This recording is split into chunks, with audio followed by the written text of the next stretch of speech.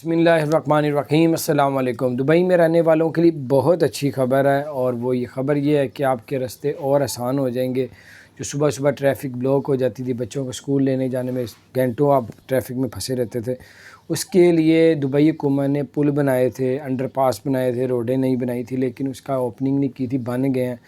اور اب جو ہے دنوں کے اندر اندر انہوں نے کہا کہ 1-2 دن کے اندر اندر وہ تمام پل کو کھول دیا جائے گا، تمام روڈوں کو کھول دیا جائے گا، تمام جو نئے انڈر پاس بنائے اس کو اوپن کر دیا جائے گا، جس سے فائدہ یہ ہوگا کہ جو آپ لوگ بہت گھنٹوں گھنٹے ٹریفک میں اب لوگ رہتے تھے، یا کئی منٹ آپ کا ٹائم ویسٹ ہوتا تھا، تو اب وہ آپ کا ٹائم ویسٹ نہیں ہوگا۔ اس کے اوپن ہونے سے پورے دبئی کی ٹریفک بحال ہو جائے گی۔ تو بہرحال اوپن ہونے جا رہی ہے 1-2 دن تک، تو بڑی اچھی خوشخبری تھی۔ بن گئے میں یہ تمام انڈر پاس اور یہ پل اور روڈیں، اب اس کو اوپن کرنے کا ٹائم آ چکا ہے۔